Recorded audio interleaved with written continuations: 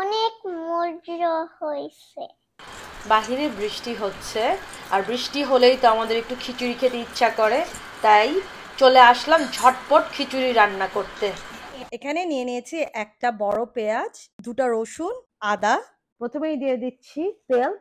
আমার এখানে অনেক বেশি তেল দিব না, যেহেতু গরুর মাংস থেকে অনেক বেশি তেল বের হবে, অল্প সামান্য একটু তেল দিয়ে দিলাম। তারপরে দিয়ে দিব পেঁয়াজ, একটা পেঁয়াজের অর্ধেকটা, আদা অর্ধেকটা, গোটা রসুন একটার মতো।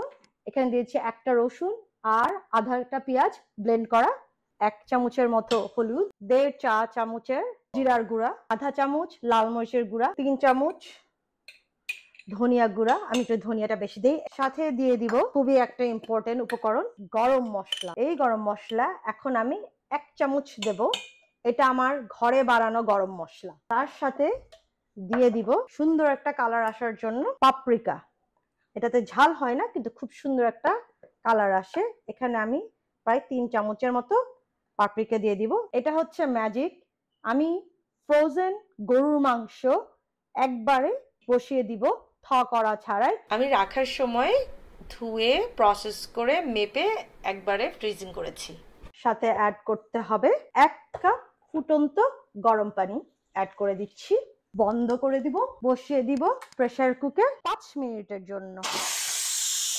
মাংসগুলা একদম থ হয়ে গেছে, মাংস কিন্তু এখনো রান্না হয়নি, থ হয়ে গেছে। এখন আমি একটু লবণ অ্যাড করব পরিমাণ মতো, স্বাদ মতো। তারপরে আরেকটু গরম মশলা অ্যাড করব। আমি আগে বলেছিলাম না, প্রয়োজন হলে পরে আবার অ্যাড করতে পারবো। এই যে এখন একটু গরম মশলাটা অ্যাড করে দিলাম। আর রং দেখে মনে হচ্ছে সবকিছুই মোটামুটি ঠিক আছে, কোনো কিছু আর অ্যাড করার প্রয়োজন নেই গরম মশলাটা ছাড়া। দেখেন অনেক পানি বের হয়েছে, এখন আর কোনো কিছু আর এই মুহূর্তে অ্যাড করার প্রয়োজন নেই, এখন শুধু রান্না হবে। 20 মিনিটের জন্য প্রেসার কুকে বসিয়ে দিলাম। এখন আমরা খিচুড়ি রান্না করতে চলে আসলাম। এটা গরম করে নিলাম সটা অপশন দিয়ে। তেল দিয়ে দিচ্ছি, পেঁয়াজ কুচি দিয়ে দিব, সাথে দিয়ে দিব গোটা গরম মশলা। এটাকে একটু সটেতে একটু ভেজে নিব কিছুক্ষণ। এখানে আমার পেঁয়াজটা অলমোস্ট ভাজা হয়ে গেছে। এখন আমি আদা বাটাটা দিয়ে দিচ্ছি। খুব বেশিক্ষণ ভাজতে হয় না, এখানে অনেক তাড়াতাড়ি রান্নাটা হয়ে যায় ইনস্ট্যান্ট পটে। সাথে চালটা দিয়ে দিব, অনেকক্ষণ নাড়বো না, একটু হালকা নেড়ে আমি ভেজে রাখা, এখানে আমি ধুয়ে রাখা ডালগুলো দিয়ে দিলাম। 1/2 কাপ মুগ ডাল আর 1/2 কাপ মসুরির ডাল। এখন এটাকে একটু নেড়ে চেড়ে আমি এখানে পানি দিয়ে দিব। এখানে 3 কাপ চাল আর 1 কাপ ডাল হলো।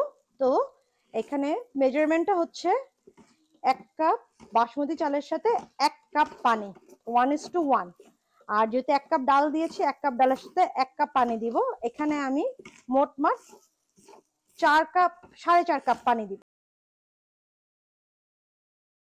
লবণ দিয়ে দিব স্বাদ মতো, আর সাথে উপরে দিয়ে দিব আমার বাড়িতে বানানো ঘি।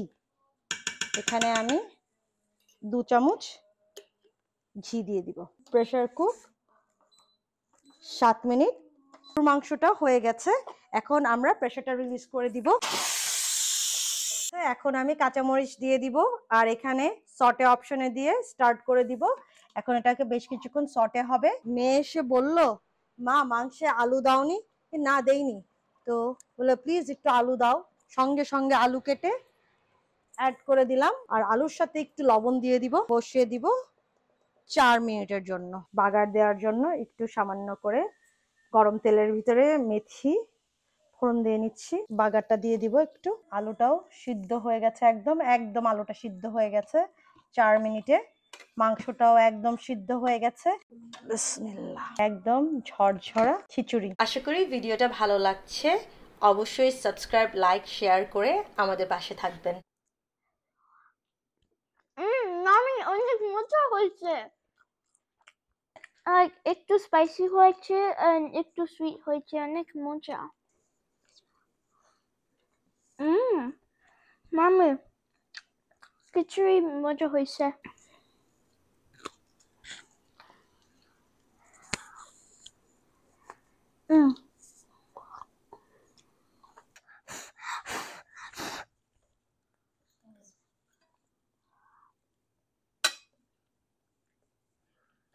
কেমন হয়েছে?